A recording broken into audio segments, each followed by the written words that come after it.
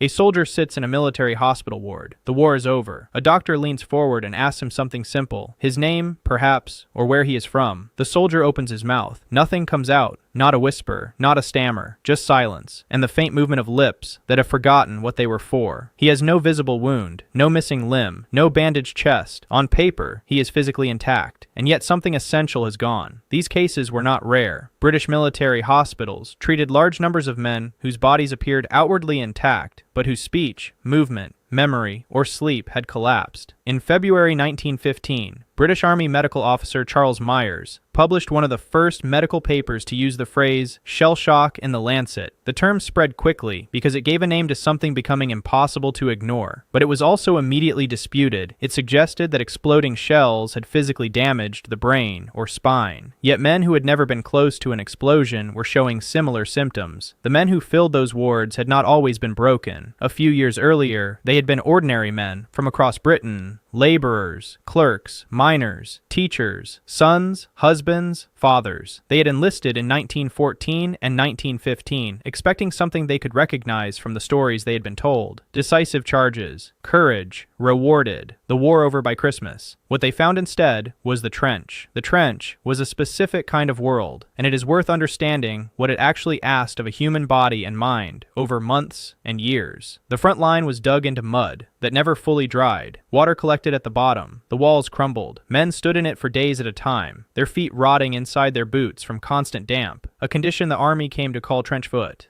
Rats moved through the mud without fear. Lice were constant. The cold in winter was serious enough to kill, and beneath all of it, the noise. Artillery bombardments could last for days. The sound was not simply loud. It was physical, something that moved through the chest and the jaw and the back of the skull. Men learned to distinguish the sound of incoming shells from outgoing ones, learned to press themselves into the earth with no rational calculation, purely by instinct. Between bombardments, there were snipers. Between snipers, there was waiting. The waiting may have been the most corrosive thing of all, because there was no way out. A soldier could not decide he had had enough and leave.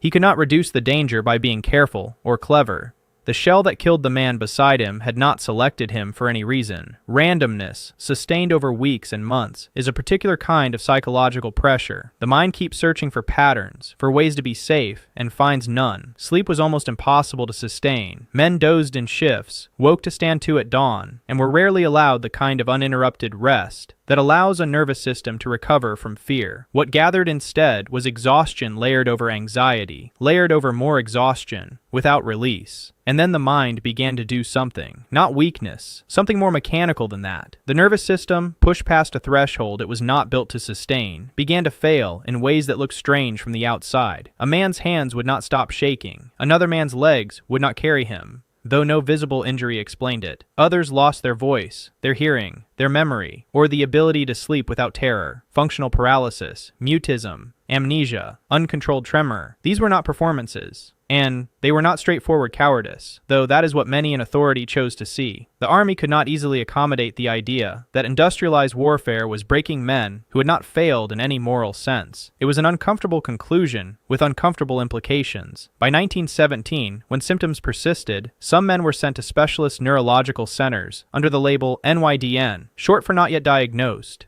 Nervous, while doctors tried to decide what had happened to them. The label captured both the medical uncertainty and the military need to decide whether a man could return to duty. The system could be harsh. Men with nervous symptoms could be treated with suspicion, punished for disciplinary failures, or passed between medical and military authorities who disagreed about what had happened to them. The question was not only whether a man was ill, it was whether he could be sent back. The treatments reflected the uncertainty. Some doctors prescribed rest, food, baths, and sleep. Others used persuasion, suggestion, massage, electrical treatment, or hypnosis. The aim was often to restore function quickly, but the line between care and coercion could become disturbingly thin.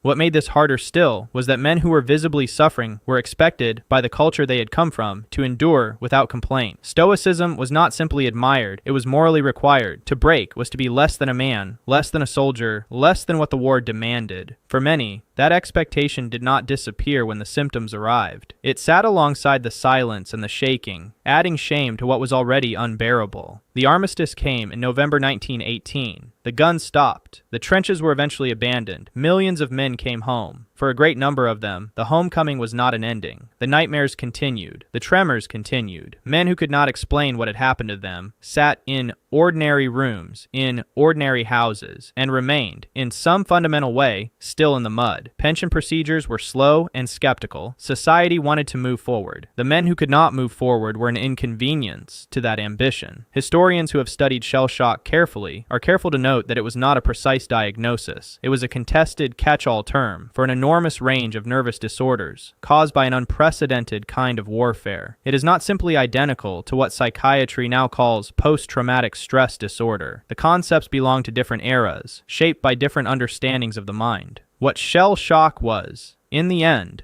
was a label that tried to contain something the age was not equipped to fully name. For men who could not speak, the war did not end when the guns stopped. History recorded the offensives, the advances, and the casualty figures. It recorded far less about what those battles put inside them, or how long they carried it home.